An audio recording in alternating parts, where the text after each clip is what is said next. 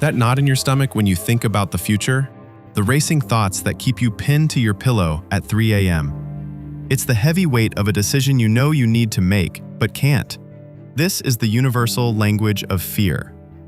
It's a primal force that whispers the same paralyzing message to all of us. Don't move. Stay safe. The unknown is worse. And so we listen. We stay in jobs we dislike, relationships that have gone cold, and cities that no longer feel like home. All because we're terrified of a vague, undefined catastrophe that we've cooked up in our own minds. But what if the solution wasn't to run from that fear? What if the answer was to turn around, walk straight up to it, and stare it directly in the face? There is a systematic way to do this, a simple 3-page written exercise that can dismantle your biggest anxieties in under 30 minutes. But to understand why this system works so well, we first need to look at the man who popularized it and the rock-bottom moment that forced him to create it. The name Tim Ferriss is now synonymous with peak performance and life optimization. He's the author of The 4-Hour Workweek and an investor in companies like Uber and Facebook. But back in the early 2000s, he was anything but a success story. He was overworked, overwhelmed, and trapped in a business he had built, but now hated. The stress pushed him into a deep depression, to the point where he was actively contemplating suicide. He was paralyzed. On one hand, the business was making good money. On the other, it was destroying his soul. The fear of leaving it, of losing the income, of being seen as a failure, of the great unknown, was immense. His anxiety wasn't a specific problem, it was an amorphous, all-consuming monster lurking in the shadows of his mind. He realized his suffering wasn't necessarily based in reality, but in imagination. It was the catastrophic what-if scenarios playing on a loop in his head that were causing the real damage. He needed a way to drag that monster out of the shadows and into the light. And in his search for a solution, he stumbled upon an idea that wasn't new at all. In fact, the key to unlocking his modern-day paralysis was hiding in plain sight, in the 2,000-year-old writings of an ancient and surprisingly practical group of philosophers. Ferriss found his answer in the Stoics, the ancient Greek and Roman philosophers who treated philosophy not as a theoretical debate, but as a practical operating system for life.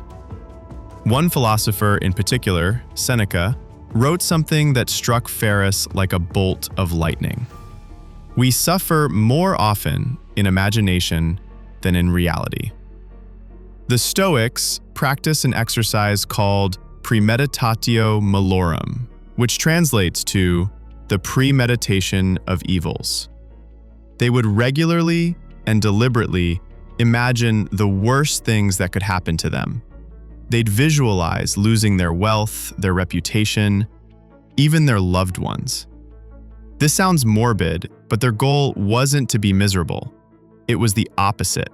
By mentally rehearsing disaster, they were giving themselves an inoculation against fear. They were stripping the worst-case scenarios of their shock value and emotional power. If you've already imagined losing everything, then a minor setback at work suddenly loses its sting. You become more resilient, more grateful for what you have, and less afraid of the future. Ferriss realized this was exactly what he needed: a system to premeditate his own evils. He adapted this ancient practice into a simple, pen-and-paper exercise he called fear setting. He used it to finally make the decision to step away from his business, a choice that he credits with saving his life. This ancient wisdom, filtered through a modern lens, formed the bedrock of his system.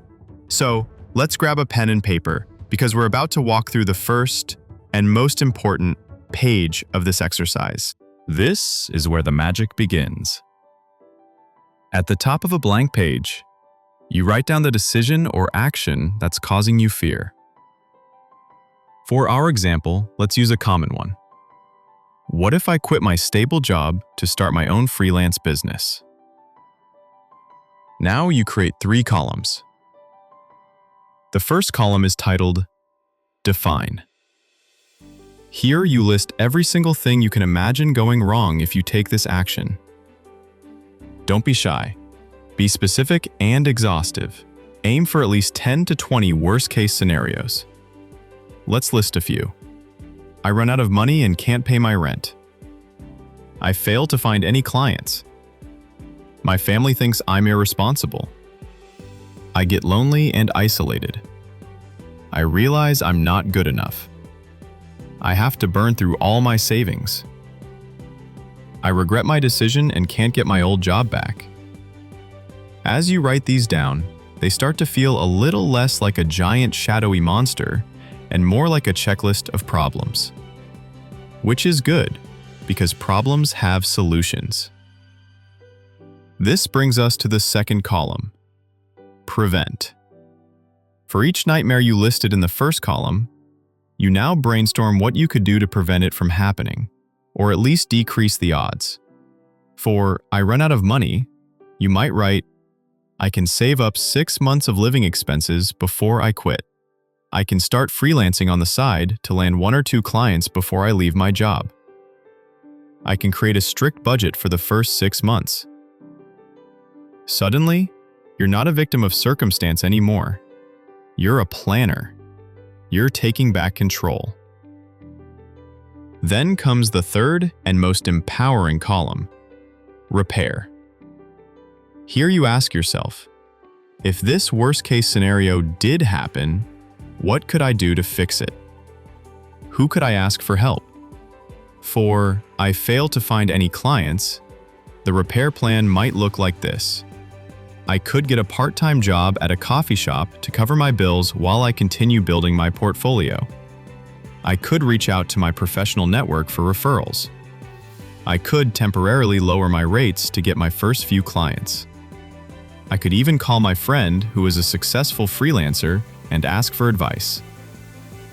When you finish this page, something incredible has happened. Your vague, paralyzing terror has been transformed into a list of defined, preventable, and repairable outcomes. The fear hasn't vanished, but its power over you has been drastically reduced. But defining the negative is only half the battle. Because fear does something else to our brains. It completely blinds us to any potential upside, which is what the second page of this exercise is designed to fix. When we're afraid, our focus narrows. We only see the downside. Page 2 of the fear setting exercise forces you to zoom out and consider the other side of the coin. At the top of this new page, you write, what might be the benefits of an attempt or a partial success? This is a key distinction. You don't have to fully succeed to reap benefits. Just making the attempt can change your life. Let's stick with our example of quitting a job to freelance. What are the benefits of just trying? Well, you would learn new skills in marketing, sales, and client management. You'd gain a massive confidence boost just from taking the leap. You would build a small portfolio of work you could use to get another even better job if the freelance thing doesn't work out. You would expand your professional network. You learn what you truly want in a career. This page helps you realize that the binary outcome of total success or abject failure is a myth. The journey itself has immense value. Taking a calculated risk, even if it doesn't pan out perfectly, is a form of growth. It generates new skills, new confidence, and new opportunities that would have been impossible if you had simply stayed put. And while seeing the potential upside is empowering, it's the third and final page of this exercise that often delivers the knockout blow to our inaction. It forces us to confront the one thing we almost always ignore: the soul-crushing cost of staying exactly where we are. This is the part of fear setting that Tim Ferriss considers the most important. It's where you truly weigh the risks. At the top of your third and final page, you write the cost of inaction. Then you create 3 new columns: 6 months, 1 year, and 3 years. Now, in brutally honest detail, you describe what your life will look like if you avoid this decision and let the status quo continue. You must consider the cost across all areas of your life: emotional, physical, financial, and personal. Let's go back to our example of staying in the soul-crushing job. In 6 months, what does that look like? Probably still feeling drained and uninspired every single day. The Sunday scaries are a weekly ritual of dread. Maybe your performance at work is starting to slip because you're so disengaged. You're complaining to your friends and family, and they're getting tired of hearing it. Now, project forward 1 year. You've wasted another 365 days not building something for yourself. Your skills might be stagnating. You feel deep regret and cynicism every time you see someone else pursuing their passion. The chronic stress might be affecting your sleep and your health. You feel trapped. And finally, 3 years.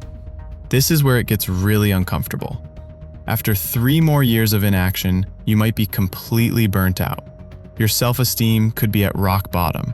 You'll be known as the person who always complains but never acts. You'll look back with immense regret at the person you could have been, and the window of opportunity you had might have closed for good. You haven't just lost time, you've lost a piece of yourself. When you stare at this timeline, written in your own hand, the perspective shifts dramatically. The fear of taking a risk suddenly seems insignificant compared to the guaranteed slow burn pain of doing nothing. Fear is not the enemy. It's a compass. It often points directly to the things we need to do the most. The great tragedy of a life is not failure, it's the regret that comes from all the chances we didn't take because we let an undefined fear call the shots. The fear setting exercise doesn't magically eliminate fear. That's not the point. Its purpose is to translate that fear from a vague, paralyzing anxiety into a concrete set of manageable risks. It drags the monster out of the closet, puts it on a piece of paper, and reveals that it was never a monster at all. Just a series of problems waiting for a plan. By defining your nightmare, you discover how to prevent it and how to repair it. By assessing the benefits of an attempt, you realize that growth happens outside your comfort zone. And by calculating the true, devastating cost of inaction, you often find that the scariest thing of all is staying exactly the same. It's a tool for making hard choices. And more often than not, the hard choices are the ones that matter. The ones that lead to a life that feels truly, authentically yours. A life with fewer regrets and far more freedom. Thanks for watching. If this breakdown of fear setting gave you a new tool to think with, show your support by hitting the like button. And for more deep dives into powerful ideas that can change the way you live and work, be sure to subscribe. We'd love to hear from you. In the comments below, let us know, what is one fear, big or small, that you're going to define this week? Until next time.